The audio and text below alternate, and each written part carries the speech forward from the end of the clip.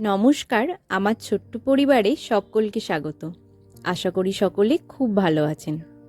প্রত্যেক দিনের মতো সকালটা শুরু হয়েছিল আমার এই ছাদ থেকে।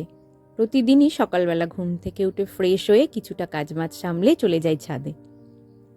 চারিদিক তখনও কুয়াশা, বেশ ঠান্ডা, আর সূর্যের প্রথম রোদটা যখন গায়ে এসে পড়ে সকালে যে শীত করে সেটা কিছুটা হলেও কম মনে হয়। তাই মনে হয় কখন যেন একটু ছাদে উঠব। আমাদের এখানে তো বেশ ঠান্ডা পড়ে গেছে। দেখেছেন, সূর্য তখনও উঠছে। কাজমাজ সামলে চলে গেছিলাম ছেলেকে ভ্যাকসিন দিতে।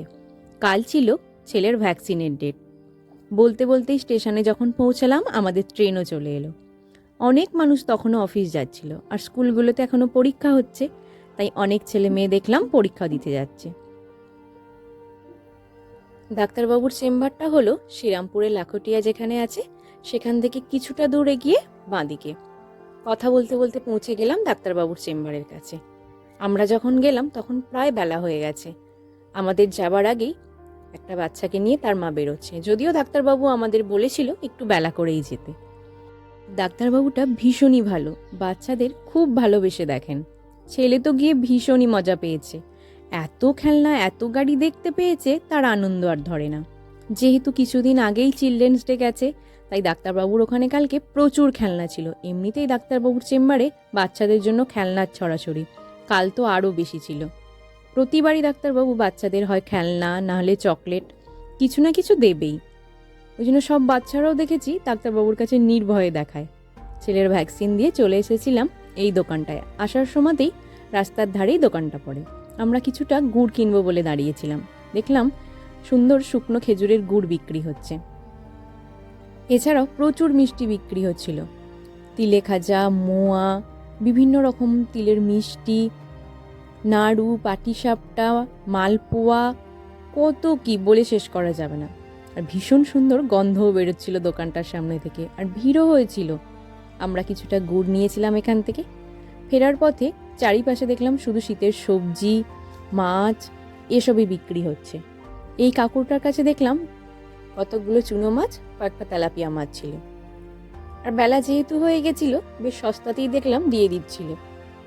তখনও মাছগুলো ভালোই ছিল, তাই কাকু সুন্দর পরিষ্কার করে আমাদেরকে একেবারে দিয়ে দিল। আমরাও নিয়ে নিলাম। বলতে বলতে আমরা স্টেশনে পৌঁছে গেলাম। যখন স্টেশনে এলাম তখনও দেখলাম বেশ ভিড়। মনে মনে ভাবলাম আমাদের কি শুধু কাজ আছে? সব মানুষেরই তো কাজ আছে। তারাও বেরিয়েছে যে যার কাজে। আর বেলার দিকে রোদটা এখনো বেশ ভালোই চড়া। রোদে দাঁড়িয়ে থাকলে একভাবে বেশ ঘাম দিচ্ছে। তাই আমরা একটা গাছের নিচে দাঁড়িয়েছিলাম, আর সুন্দর হাওয়াও দিচ্ছিল। বেলা হয়ে গেছিল, আবার তার মধ্যে ছেলের হয়েছে ইঞ্জেকশন। ছেলে একটু বিরক্ত হয়ে যাচ্ছিল কতক্ষণে সে বাড়ি আসবে, কিন্তু কি আর করা যাবে, ট্রেন তো তার সময় অনুযায়ী আসবে, তাই আমাদের অপেক্ষা করতে হচ্ছিল। কি আর করা যাবে। বাড়ি ফিরে তো কাজের আর শেষ নেই। কোথাও বেরোলে তো আবার আরও জামা কাপড় কাচার ধুম পড়ে যায়, আর বাচ্চা মানুষদের জামা কাপড় তো একটু বেশিই হয়। তাই সমস্ত কাজমাজ সামলাতে সামলাতে কালকে একটু দুপুর গড়িয়ে বিকেল হয়ে গেছিল। কি আর করা যাবে, যেদিন যেমন সেদিন আমাদের সেভাবেই চলতে হয়। সব কাজ সামলাতে সামলাতে বেশ বিকেল হয়ে গেছিল। আর আগের দিন ছেলের যে খেলনাগুলো পরিষ্কার করে দিয়েছিলাম সেগুলো দেখলাম কালকে সুন্দরভাবে শুকিয়ে গেছে। তুলোয় ভরা খেলনা তো দুদিন করে রোদ না পেলে শুকোতে চায় না। মা বলতে বলতে সূর্য দেখলাম বাড়ি যাবার সময় হয়ে গেছে। হুশ করে গাছের পিছনে গিয়ে লুকিয়ে পড়েছে। গাছের আড়াল থেকে সূর্যটাকে দেখতে বেশ ভালো লাগছিল।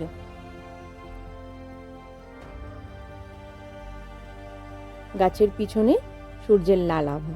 কালকের ভিডিওটা এখান পর্যন্তই শেষ করেছিলাম। আবারও আজকে সকালবেলা থেকে শুরু। হাতে কফি, সাথে 3টি বিস্কুট নিয়ে চলে গেছিলাম ছাদে। তার আগে বাড়ির কিছু কাজকর্ম সামলে নিয়েছিলাম। যেহেতু সকালবেলা ছেলে আমার বেশ অনেকক্ষণ পর্যন্ত ঘুমোয়, তাই কাজের ফাঁকে ফাঁকে সকালবেলা নিজের মতো করে সময়টা আমার বেশ কাটে।